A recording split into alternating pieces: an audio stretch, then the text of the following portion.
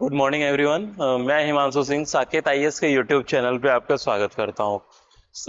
Friends, आज जो हम लोगों की वीडियो है ये रहेगा क्लाइमेटोलॉजी का सेक्शन स्टार्ट कर रहे हैं हम लोग उस पर। ओके, तो क्लाइमेटोलॉजी इस सेक्शन में हमने लास्ट जो वीडियोस थे उनमें बेसिकली जियोमॉर्फोलॉजी के कुछ सेक्शन देखे थे। ओके, यहाँ पे हम लोग बात कर रहे हैं क्लाइमेटोलॉजी की। ओके, क्लाइमेटोलॉजी जिसमें एटमॉस्फेयर, इसमें होने वाले जो अदर इवेंट्स हैं वो उनके फिनोमेना, कौन कौन से उनके पीछे फिजिकल मैकेनिकल प्रोसेस काम करते हैं, ये सारे, और उनके क्या क्या इम्पैक्ट होते हैं। ठीक है, ये सारी चीजें हमको इस क्लाइमेटोलॉजी सेक्शन में पढ़ना है। क्लियर है? ओके, तो इसमें हम इन्हीं इवेंट्स को देखेंगे, वेदर इवेंट्स को देखेंगे और बात करेंगे इनके पीछे के कारणों के बारे में। ठीक है, इनका कैसे ये फॉर्मेशन होता है, क्या प्रक्रियाएं हैं, प्रोसेस है जो उनके पीछे रेस्पॉन्सिबल फैक्टर है। ओके ना, तो ये सारी चीजें हम लोग इस सेक्शन में लेंगे। ठीक है, तो चलिए फिर आज की वीडियो हम लोग यहीं पे स्टार्ट कर रहे हैं। टाइम कम है थोड़ा। ओके, थोड़ी छोटी वीडियो रहेगी लेकिन ये आपके अलग अलग पार्ट में रहेगा। ठीक है, तो कंप्लीट क्लाइमेटोलॉजी हम लोग कोशिश कर रहे हैं इसमें लेने की। ठीक है, तो चलें, सबसे पहले हम बात कर रहे हैं इस टॉपिक की ही, क्लाइमेटोलॉजी। ओके, क्लाइमेटोलॉजी बेसिक, पहले इसका हम मीनिंग देख लें। तो भाई लॉजी का मतलब क्या होता है?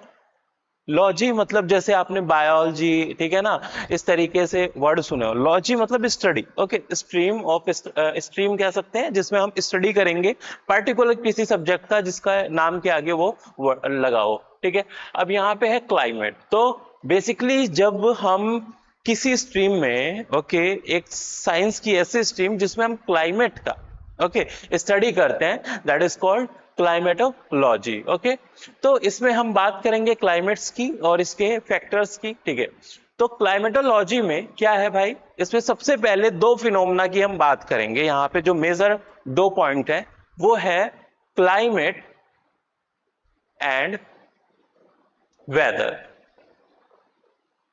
ओके, तो क्लाइमेट एंड वेदर ये दो टर्म है, जनरली हम लोग इसको यूज करते हैं। इसको क्या कहते हैं हम लोग भाई? जलवायु। और इसको क्या कहते हैं हम लोग? मौसम। हम अपनी डे टू डे लाइफ में इसको क्या करते हैं? यूज करते हैं इन वर्ड्स को। ठीक है, कभी मौसम कभी जलवायु। ठीक, ये मौसम और जलवायु है क्या, क्या डिफरेंस है बेसिक इनके बीच में? ठीक है, जैसे पर डे अगर हम देखें, मॉर्निंग में उठ के देखते हैं बाहर बहुत सनी वेदर है, ओके, और या फिर क्लाउडी वेदर है, ओके, या फिर बाहर बारिश हो रही है। ठीक है, तो हम इस शब्द का यूज करते हैं कि आज का मौसम बहुत गर्म है या बहुत ठंडा है। ठीक है, तो ये जो मौसम है वहां पे हम लोग किस वर्ड का यूज कर रहे हैं? मौसम का। ठीक है, और उसमें कह रहे हैं आज का। ओके, आज का मौसम। क्लियर? तो यानी वो डिफाइन कर रहा है एक स्पेसिफिक टाइम को, आज को। ठीक है ना, तो ये चीज। अब मौसम देखिए क्या होता है, तो इसी के बेस पे अगर हम इसकी डेफिनेशन बनाना चाहें तो क्या होगी वेदर की डेफिनेशन?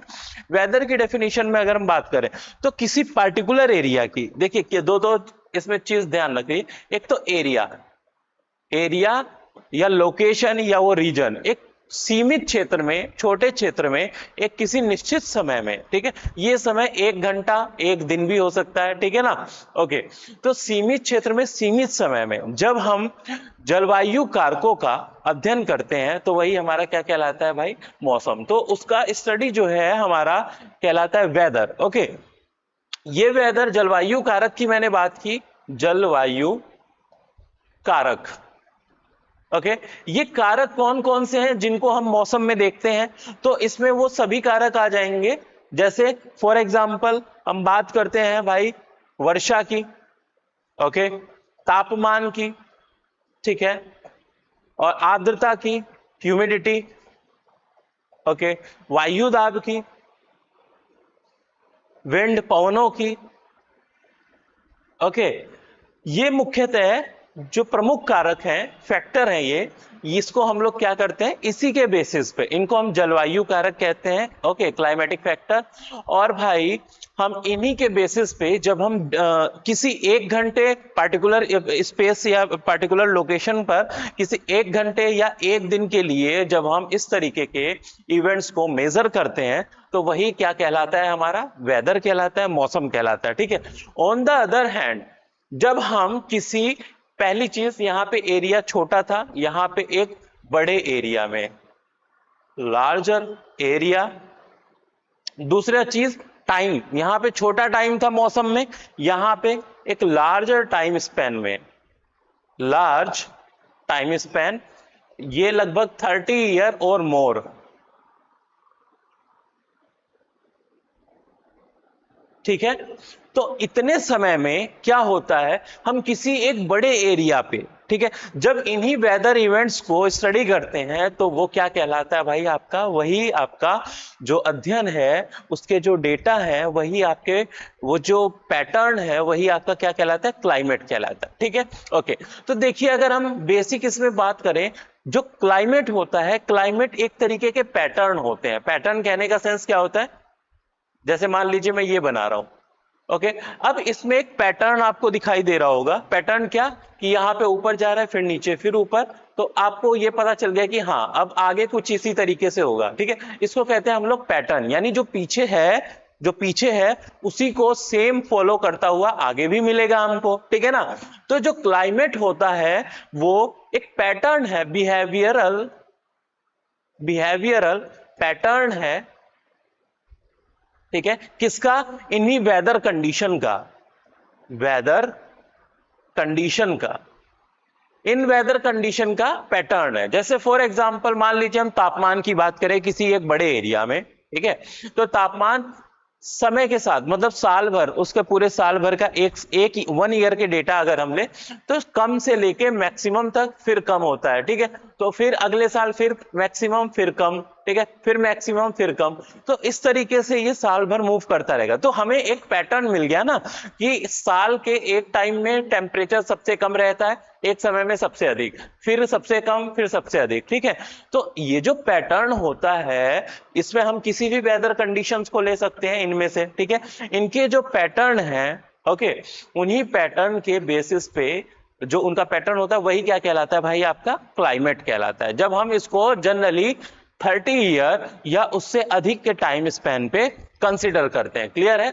जबकि मौसम क्या है भाई, हमारा मौसम हमारे एक छोटे टाइम स्पैन पे, लगभग 1 घंटा, 1 दिन मैक्सिमम, और इस पे जब हम इन्हीं वेदर इवेंट्स को मेजर करते हैं, दैट इज वेदर और मौसम कहलाता है, ठीक है।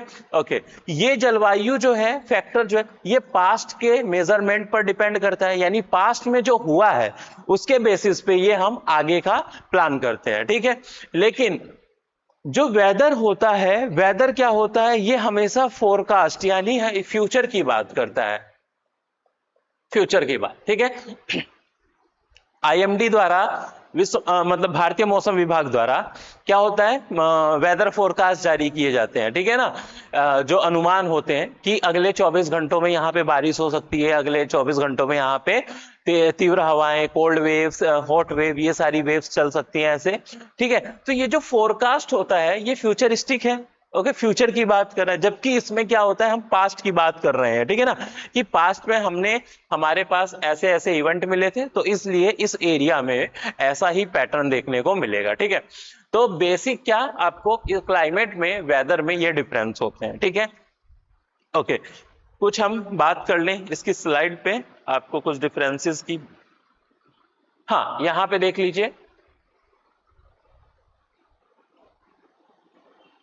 Okay, number first, day-to-day information, atmospheric change, particular area at a specific time, okay, and particular area, that is दो कीवर्ड है ये, is called weather, okay। ये day-to-day change हो रहा है आपका, ये 30 ईयर और मोर इससे, ठीक है।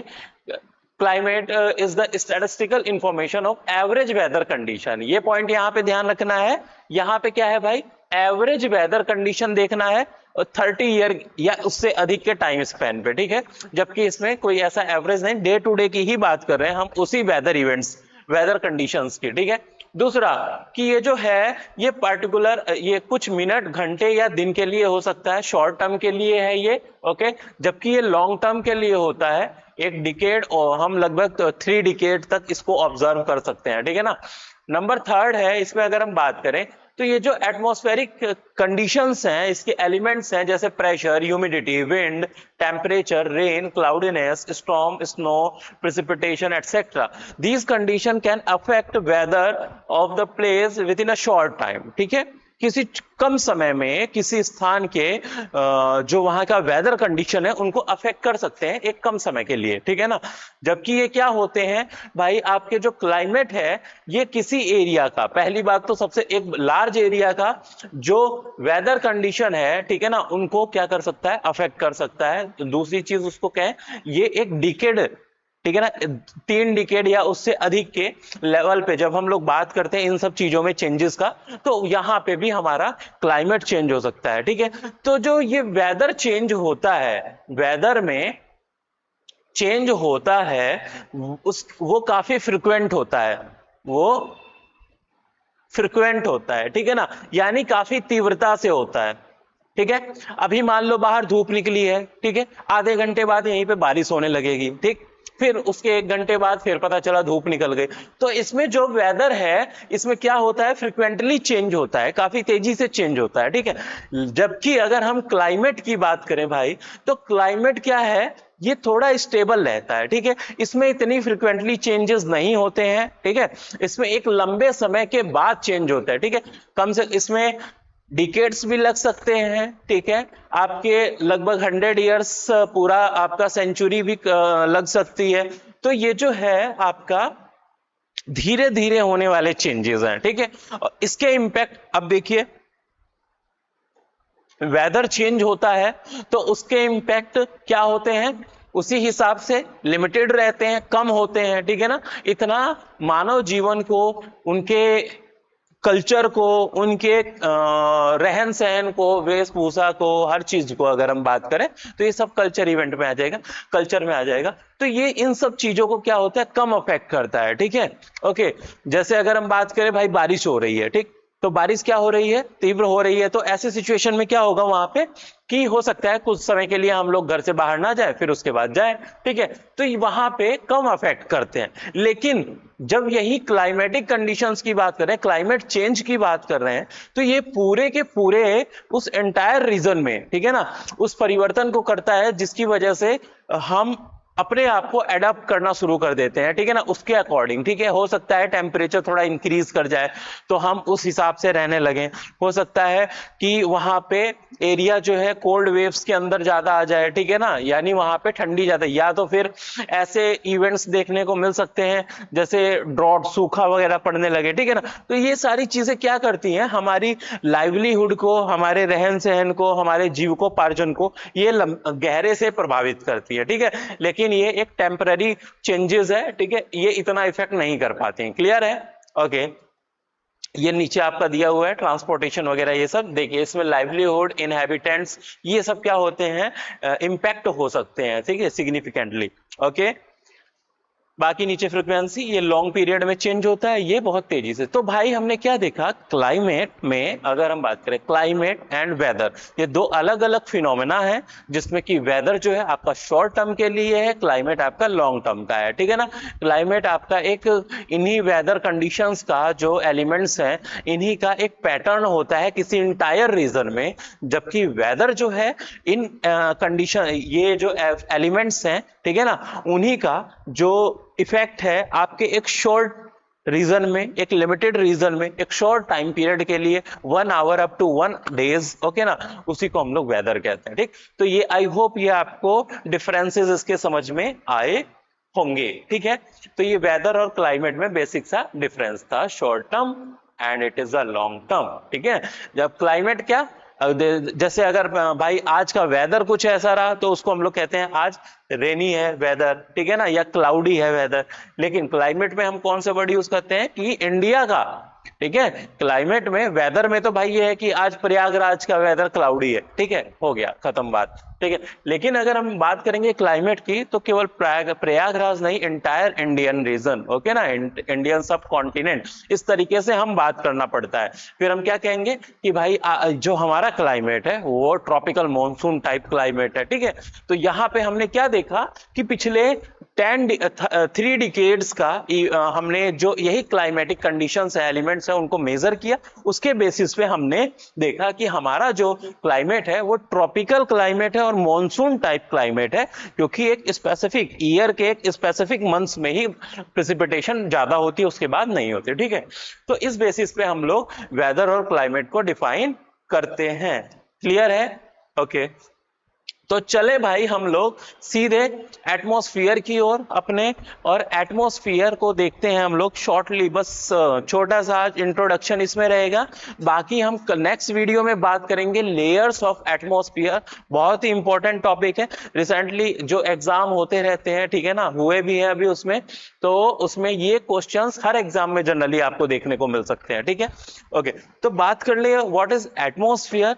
तो देखिए सिंपल सा, एटमॉस्फेयर है क्या? तो एटमॉस्फेयर इसका नाम से ही आपको डिफाइन हो जाता है, एटमॉस्फेयर, ओके। यहाँ पे 2 ग्रीक वर्ड है आपका, एटमॉस। एटमॉस का मतलब होता है, it is a Greek word. इसका मीनिंग क्या होता है एटमॉस का? एटमॉस मीनिंग है भाई आपका, it is a gas, okay, या वाटर वेपर कहते हैं। वाटर वेपर, वाटर वेपर नहीं कहेंगे इसको, वेपर कह सकते, ठीक, हाँ वही चीज है, वेपर। एटमॉस, एटमॉस का मीनिंग क्या होता है? गैसेस होता है, ठीक है। और स्फेरिया, स्फेरा, जो स्फेरा है, SPHAIRA, स्फेरा, इसका मीनिंग क्या होता है? इसका मीनिंग होता है ग्रीक में ball, ball shape like, okay. या इसी को, इसी, ये बॉल कौन सी बॉल है भाई? तो ये हमारा ग्लोब है, ओके। तो जो ऐसे गैस का, तो एटमॉस्फेयर से इससे डेफिनेशन क्या बनी कि एटमॉस्फेयर क्या है? गैसेस का, गैसेस, इसमें बहुत सारी गैसेस हैं, ओके, मिक्सचर ऑफ गैसेस हैं, ठीक है। इन गैसेस का जो मिक्सचर है, ओके, तो इन गैसेस का एक एनवलप, एक उसका, एक कह सकते हैं हम लोग ब्लैंकेट, जो इस पृथ्वी को चारों ओर से घेरे हुए है, ठीक है। इस पृथ्वी को, इस ग्लोब को चारों ओर से घेरे हुए है, सराउंडिंग उसके एक आवरण के रूप में फैला हुआ है, उसी को हम लोग क्या कहते हैं भाई? एटमॉस्फेयर कहते हैं, ठीक है ना, ओके। तो पर्यावरण जो है आपका, उसमें यही पर्यावरण, ओके, हिंदी में क्या कहते हैं इसको? पर्यावरण, ओके, या फिर आवरण, ओके। परि मतलब चारों ओर, और आवरण मतलब जो कवर है, ओके, उसका। और किसका कवर? ये गैसियस का, इन्हीं गैसेस का ही कवर है, ओके। तो एटमॉस्फेयर क्या हुआ? हमारे अर्थ सरफेस के चारों ओर जो भी गैस के आवरण है फैले हुए, ठीक है, उसी को हम लोग क्या कहते हैं? एटमॉस्फेयर कहते हैं। ये एटमॉस्फेयर काफी एक ब्रॉड एरिया में, एक इसकी हाइट जो है हमारे अर्थ सरफेस से अगर हम बात करें, तो अर्थ सरफेस से लेके अप टू 10,000 किलोमीटर, कहां तक? अप टू 10,000 किलोमीटर हाइट तक ये आपको एटमॉस्फेयर देखने को मिलता है, ठीक है। जिसमें अगर हम बात करें कि केवल 30 किलोमीटर तक का जो रेंज है, लगभग उसमें हमारी 99% जो गैस है वो इसी के अंदर है। क्लियर है? यानी हमारे एटमॉस्फेयर में जो टोटल गैसेस मौजूद हैं, उसका 99% कहां पर है भाई? केवल इतने 30 किलोमीटर वाले इस एरिया में। बाकी वाला जो एरिया है अप टू 10,000 किलोमीटर, वहां पे परसेंटेज बहुत कम है। इसीलिए क्या होता है कि हाइट जैसे जैसे बढ़ती जाती है, एटमॉस्फेयर काफी रेयर होता जाता है, फैलता जाता है, ठीक है। यहाँ पे जो मौजूद गैसें होती हैं, उनके मॉलिक्यूल्स काफी दूर दूर फैल जाते हैं, जिसकी वजह से यहाँ पे डेंसिटी कम रहती है और आपको सांस लेने में दिक्कत होने लगती है, ठीक है ना। तो ये अगर हम अर्थ सरफेस से जैसे जैसे ऊपर जाएंगे, एटमॉस्फेयर धीरे धीरे कम होने लगता है, ठीक। तो अगर हम बात कर ले चलते हुए लास्ट में, इसके कौन कौन से वो गैसेस हैं, जो ये हम गैसेस की बात करें, कौन कौन से गैसेस हैं, तो यहां पे देखिए जरा, जो मेन गैस है हमारे एटमॉस्फेयर में, जिसको हम लोग परमानेंट गैस कहते हैं, और ये हमारे एटमॉस्फेयर में इस सेम अमाउंट में कंसंट्रेशन में बने रहते हैं, ठीक है। नंबर फर्स्ट है नाइट्रोजन। नाइट्रोजन की जो परसेंटेज है लगभग 78.08% के अराउंड है, ओके। ये बाई वॉल्यूम हम बात कर रहे हैं, तो इतना परसेंटेज हमारे गैस में सबसे ज्यादा कौन सी हुई, नाइट्रोजन। उसके बाद जो ऑक्सीजन है भाई 20.95% है, सेकेंड मेजर इंपॉर्टेंट गैस में, और थर्ड है आपका आर्गन, ठीक है, ध्यान रखिएगा इसको, 0.93% आर्गन है, ओके। जनरली कार्बन डाइऑक्साइड लोग लगा देते हैं, ध्यान रखिएगा नाइट्रोजन, ऑक्सीजन, उसके बाद सबसे ज्यादा ऑर्गन होता है, उसके बाद आता है कौन सा, कार्बन डाइऑक्साइड, ओके, जो कि लगभग 0.03% होता है, क्लियर है, ओके। तो ये था आपका CO2। देन फिर उसके बाद नियोन, हीलियम, क्रिप्टॉन, जेनॉन और हाइड्रोजन। इसमें ये कुछ गैस हैं जो आपकी अक्रिय गैसें होती हैं, अक्रिय गैसें जो इनएक्टिव गैस होती हैं, ज्यादा रिएक्ट नहीं करती हैं, ठीक है। तो ये जो है आपको 4 मेजर गैस जो है इनके परसेंटेज के साथ इनका ऑर्डर ध्यान रखना है, क्लियर है।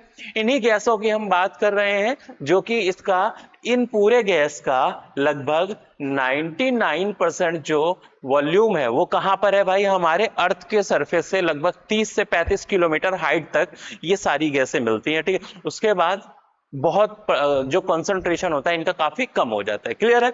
तो ये थी हमारे गैसेस जिसको हम लोगों ने यहाँ पे देखा। अब हम कल बात करेंगे, इस वीडियो में बात करेंगे हम एटमॉस्फेयर के लेयर्स की, ठीक है। उन लेयर्स को कैसे डिफाइन किया जाएगा, क्या क्या उनके बीच में मेजर डिफरेंसेस हैं, ठीक है, और कितनी हाइट पर वो हैं, और उन लेयर्स की क्या खास बात है, ठीक है। ये सारी बातें हम लोग कल के वीडियो में देखेंगे, ठीक है, जिसमें हम लोग डीपली इसको देखेंगे, एटमॉस्फेरिक लेयर्स को, ठीक है, और उसके बारे में, उसके सिग्निफिकेंस जो है, उसकी क्वालिटी है, उनको हम लोग वहां पे स्टडी करेंगे, क्लियर है भाई। चलिए, तो लास्ट में चलिए उसको हम लोग कल ही इंक्लूड करेंगे उसमें, ठीक है ना, ओके। तो ठीक है, इसमें अगर आपको कोई चीज समझ में ना आए आप कमेंट में पूछ सकते हैं, क्लियर है, ओके। मिलते हैं फिर कल नेक्स्ट वीडियो में अपने एटमॉस्फेरिक लेयर्स के साथ, ठीक है, ओके, थैंक यू।